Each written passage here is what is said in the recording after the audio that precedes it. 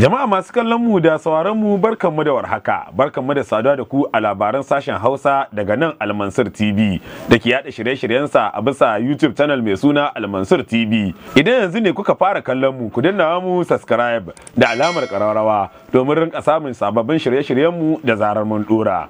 Sunana Mansur Sani, nake farin cikin gabatar muku da labaran sashen Hausa na Almansur TV. Almansur TV hantsi leƙa gidan kowa. Labaran sashen Hausa na Almansur TV kamfanin mai danda kuci su ne suka ɗauki nauyin gabatar muku da su kamar yadda kuke gani. Da farko ga muhimman kanunsu. Kamar sauran kiristoci na faɗin duniya baki ɗaya, kiristoci a jihar Maraɗi ƙasar Nijar sun gudanar da sallar Noel ko Kirsimeti a ranar Asabar ɗinnan da ta gabata. Za mu je a babbar kasuwar Kadiran Maraɗi inda masu sana'ar sai da kayan ɗanye suka jirkita canza sheka ta hanyar saye da sayar da rake kamar yadda suka saba a kowace shekara. Ƙungiyar masu kiyon tantabaru irin na ƙasashen waje sun gudanar da zaben shugaban da zai jagorance su a cikin tafiyar su a wannan Lahadin 26 ga watan Disamban 2021. A wani yunkuri na kyautata ma abokan hulɗar su, kamfanin mai danda kutir na shirin koma wani kwankwatsetsen gida inda za a ci gaba da gudanar da sana'ar ɗinki daidai da zamani. To madalla ga labaran bi da bi. Kamar yadda kuka ji a cikin kanin su, kamar sauran kiristoci na faɗin ƙasar Nijar da ma duniya baki ɗaya, kiristoci a jihar Maraɗi sun gudanar da bikin sallar Noel ko kuma Kirsimeti kamar yadda suka saba a ƙarshen wannan wata na Disamba da ta wakana a ranar 25 ga watan Disamban 2021 domin jin yadda wannan sallah take a bana da kuma ko menene Noel.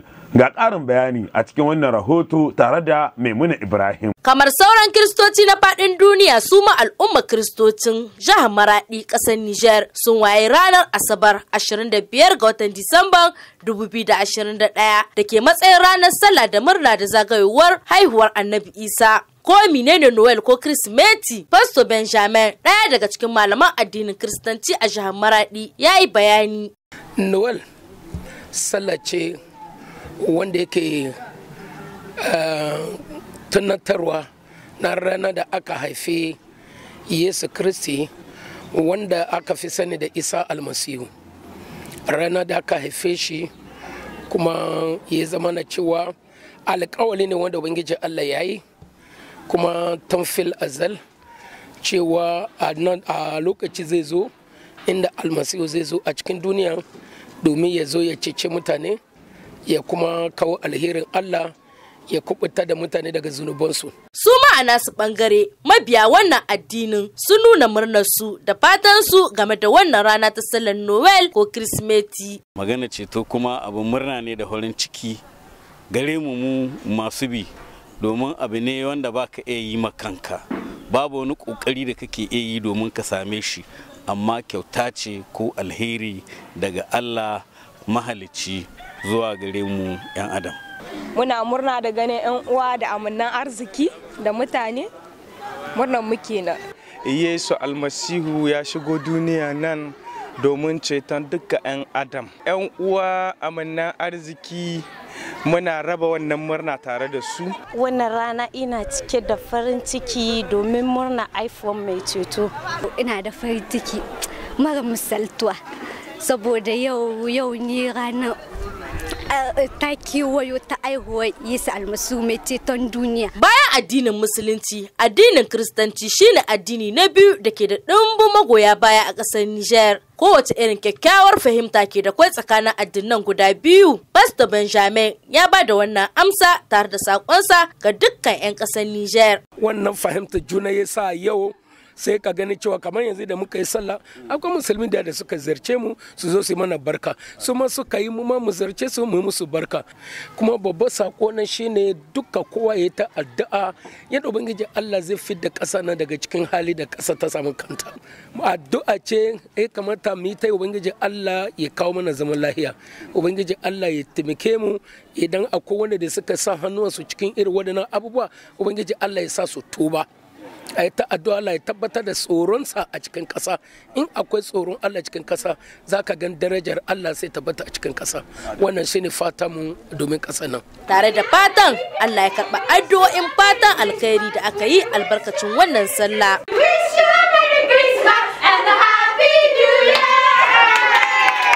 To daga sallar Noel din zamu koma a kasuwar Kadiro ta jihar Maradi, inda zamu je a kasuwar inda mafi yawanci masu sana'ar sai da kayayyakin ɗanyi ko kuma na marmari suka mai da hankali a wajen sana'ar saye da sayar da rake.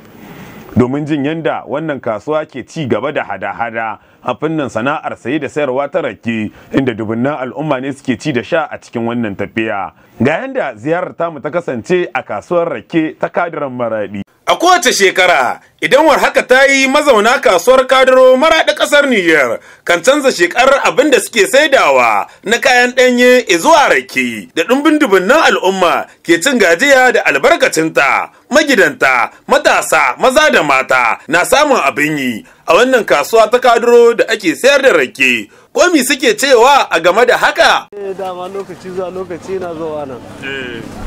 Daga rani zuwa rani ne nake zuwa, ba na samun zuwa damuna. Muna fatan kowa ya miƙe da kansa ya bar dogaro da yana dibin wani yana bashi ya nema na kanshi. Da a baka gwamma ka bayar. Ya yi a ce mutum ci makwanta ne. In ka zo wanga wannan bako ne, dan gari ne kai, to sai ragu ne bakin gwalgwado. Wa'ansu su sabke, kuma an su loda, wa'ansu kuma a saida musu kalsa sai talla, wa'ansu zuba musu tebur. Haga an ci gaba. A kawo da ni sai kamar ka 20 kai 30 daga nan ni ma sai da samu dan wani abu. Ana samun kuno. Alhamdulillah. Duk wanda aka sana'ar ta, duk wanda ya dauka ana sai samu wani abu gare ta.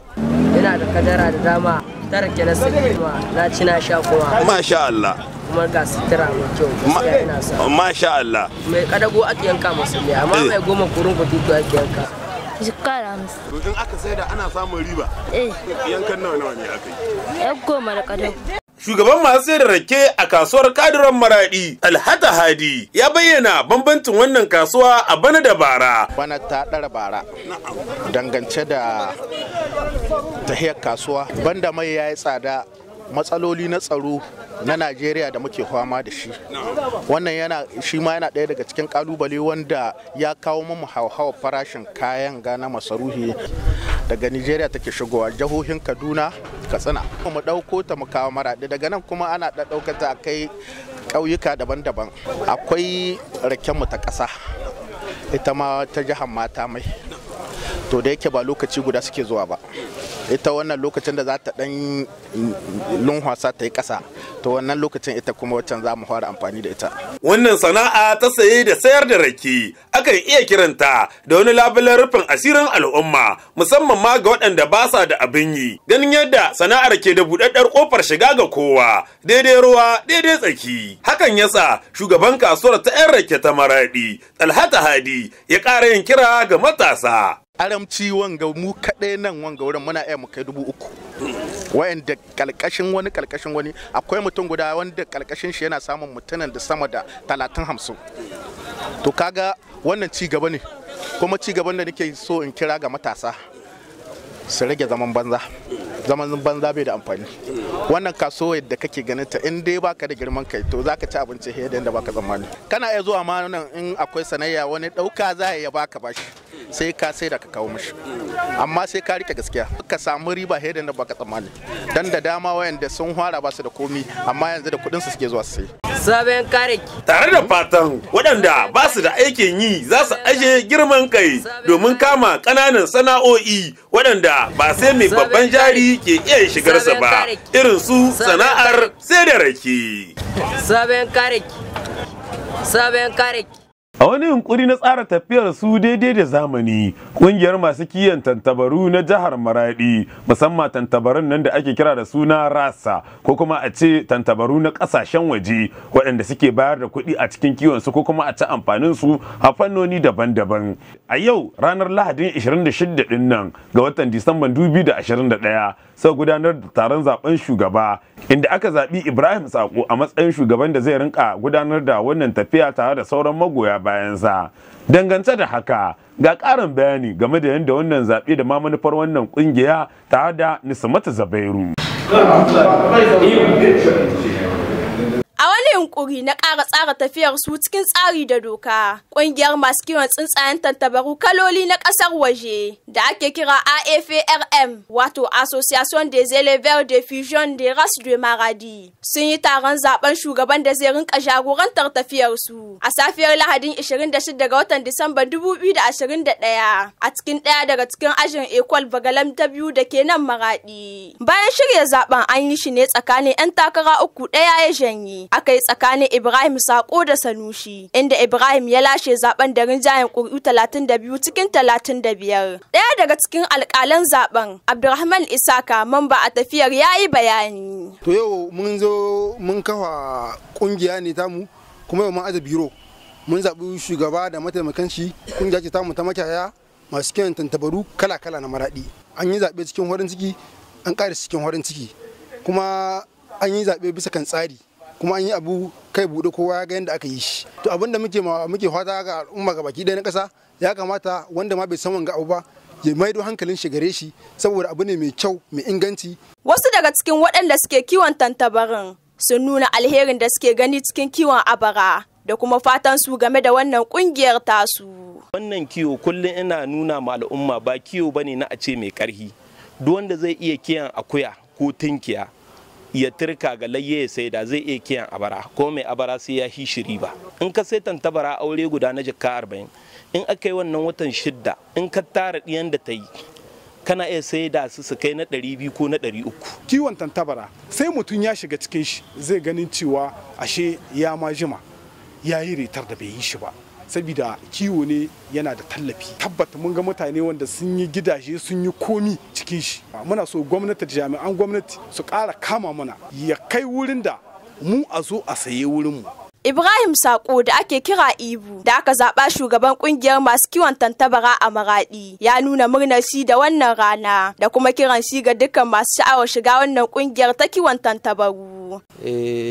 Godiya muke ga Allah maɗaukakin sarki da ya nuna muna wannan rana, aka samu aka yi wanga zaɓe, aka yi shi lahiya, aka ida shi lahiya, taro ya watse lahiya shekara da shekaru, sai yau Allah ya nihin muka samu muka girka waga ƙungiya. Kuma yanzu muna fatan insha Allah wanga nauyi wanda aka dora muna fatan Allah ubangiji ya bamu ikon tahiya da shi yanda ya kamata. Tantabaru ne masu daraja, masu kudade wanda ba a tsammani. In kuma kiwon ya bunƙasa komi kana iya da shi. Mutane sun sani, kai mun ga mutane nan tsakankanin mu wanda sun sayi gidaje, sun sayi motoci da wanga kiwo na tsuntsaye, amma ba a iya gane sai an nuho mu.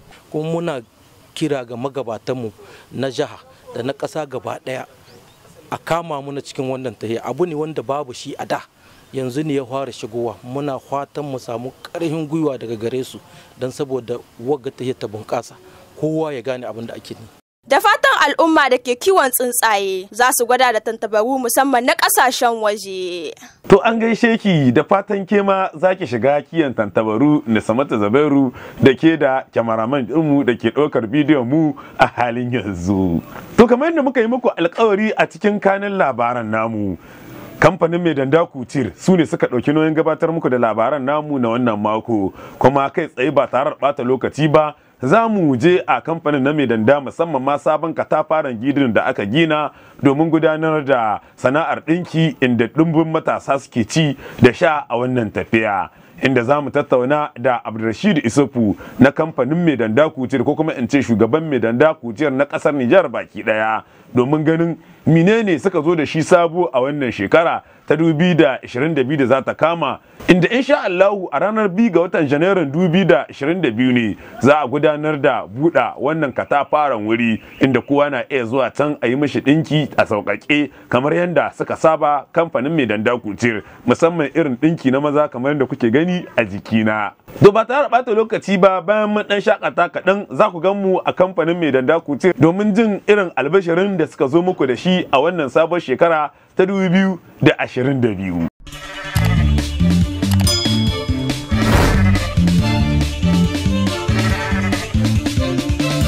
Barka da warhaka Alhaji Abdulrashidu. Barka ka da yauwa, cikin ikon Allah gashi mun zo mun ga abubuwa wanda mu gane ne ba shi ba to amma masu kallo za su so su ji labari daga bakin mai ita. Wurin ya yi kyau daidai a ce biskit ne ko wani abu, ya haka abin ya zo. Ka ce an yi wannan katafaren wuri kamar haka daidai a ce biskit ko wani abu haka sai kace sutura. To in ka lura yanzu cikin duniyar da muke ko ma duniyoyin da suka wuce baya, sutura tana da mahimmanci sosai ga al'umma, surtu ma ga munan wajen Hausa Fulani. Muna yawan amfani da irin wannan sutura da ka gani. Bisa kan wannan kamfani da za mu buɗa, muna da kwastomomi masu wanda kuke hulɗa da su, muna da wanda muke hulɗa da su a cikin Niger, don ba Maraɗi kaɗai ba. Muna da ofishi a Yamai, muna da Atawa, muna da Agadas, kuma insha Allahu ba da jimawa ba za mu ji da Magaran da yarda Allah. Kuma masha Allah an samu karbuwa, muna godiya ga dukkan kiliyan ɗinmu wanda suke karfaɗin Nijar duka gabaki ɗaya. Kuma kamar yadda kuke gani wannan sabon wuri da kuka gani an assasa shi yau kusan shekara 1 da aka fara gina wannan wuri cikin taimako na Allah. Amma rana ya tayo idan ka zo nan in Allah da kai da kanka za ka ba masu kallo labari. Masha Allah. Insha Allah. To kamar naga an canza mu wuri fasali kuma ya zo daidai da zamani, kusan komi ma sabo. Za a iya cewa wancan reshen ne aka kwashi kayan aka dawo nan, ko wasu sabon kaya aka zuba nan wurin, kuma yaya ne za a tahiya, kuma menene za a ce ma al'umma game da wannan wuri kan kansu. Can inda muka fara zama shi ma yana nan bai gusa ba. Kuma wani abin alheri ma ne ya faru a cikin shi reshen. Baya ta haihu kenan. Insha Allah. Saboda a kwanakin baya mun gabatar da mun ɗauki wasu ɗalibai waɗanda suke akwai marayu ciki, akwai wanda iyayensu ba su da ƙarfi. Mun ɗauki yaro 20 tun da yanzu yaro 20 ma muka ɗauka gaban duniya, amma an ƙara da haka nan saboda ka san akwai al'umma yanzu kamar cikin yanayin da muke ciki yanzu mutane suna buƙatar taimako, ko ba haka ba. To shi abin da yasa za a bar wani in wurin saboda waɗannan yaran su za a koyar da su. Na'am, ya zama wani santar na koya. Insha Allah. Masha Allah. Da nan kuma dukka kamar yadda kai magana, madinka da duk wani abubuwan da muke saida, muna saida kaya dinkaki haka. Akwai kuma wanda an yi kawai iya wuyan ne haka aka yi. Sai in ka sai a auna ka daga nan take yanke a baka abunka insha Allah. Da kuma dinkin shi kanshi. Duka gaba ɗaya a nan duka aka dawo nan za a ci gaba da yin shi insha Allah. Ya magana farashi a Maidan Dakutir, za a iya cewa yanzu sai mutum ya shiryo ne, ko kuma kuna nan yanda kuke da ragon malam ga mai ga kyau kuma ga arha. Na bisa kan magana farashi. Na'am. Muna nan dai yadda muke. Saboda ka san shi kwastoma kullum rike shi ake yi. Na'am. Sannan yanayin wani mai waka na yana cewa ya kudinka ya shagalinka, daidai kudinka da gidan kowa da duk abin da ka zo da shi insha Allah, in Allah yarda ana kyauta zazzatan duk abin da ka zo bukata. Kuma kaga har da babban abun burgewa cikin wannan abun akwai kaya na yara. Na'am. Tunda kaga muna da matsalar sa a nan Maraɗi kai Nijar ma. Yanzu akwai kayan yara irin waɗanda zaka tarra shadda ko yadi din kakka wahala, mai yawanci sai dai a sai masa yan kanti. To in Allah yarda wannan abun ya zo ƙarshe. To yanzu a ƙarshe me sakon Alhaji Abdulrashid zuwa ga al'ummar jiha da ƙasa baki daya? To alhamdulillah abin da za ni cewa sai dai in yi godiya ga al'ummar Nijar baki daya da dukkan sauran jihohin mu na Nijar. Ina ma kowa da kowa godiya bisa kan goyon baya da ake bamu bisa kan wannan tayaya da muke, saboda in kana abun kirki ne ake baka goyon baya, dan na tabbatar da dalan abu muke yi da magabata da sauran gwamnatin ma kanta ita kanta da ba su dawo mun baya ba. Muna samun goyon baya da kiliyan kinmu da sauran al'ummomi da addu'o'i da ake man, muna godiya. Allah saka da alkhairi da sunan wannan kamfani na mai danda da famulin ma mai danda gabaki ɗaya muna ma al'ummar Nijar barka da sabo shekara, kuma muna gode musu kwarai da gaske. Muna godiya sosai. Insha Allah za mu ci gaba da kawo gudunmuwa mu bisa kan abun da muke yi za mu ci gaba da yin shi insha Allah, musamman kaga akwai muna da kungiya ta association mai danda wadda Salim Transport suke dawa mun baya, muke ayyuka na agaji. Wannan abubuwan muna son mu ci gaba da yin su, ba mu son su yanki. Insha Allah. Salamu alaikum, iya bayanin da zan yi kenan. Abdulrashid Isuhu mai danda kutir kenan muka tattauna da shi a wannan ma'aikata tasu ta mai danda kutir, wacce suka shahara kuma suka kware a fannin dinki na suturar maza. Da wannan hirar da muka yi da shi ne ma muka kawo ƙarshen ababuwan da suka sauka a fuskar labaran sashen Hausa na wannan mako daga nan Almansur TV. Idan yanzu ne aka fara kallon mu, a danna mu subscribe da alamar ƙararrawa domin rinka samun sabon shirye-shiryen mu da zarar mun dora. A madadin kowa da kowa na Almansur TV, Mansur Sani ke cewa ku tarbe mu a wani mako a cikin wasu sabbin labaran mako na Almansur TV. Almansur TV, hantsi leƙa gidan kowa. Sai an ji ku.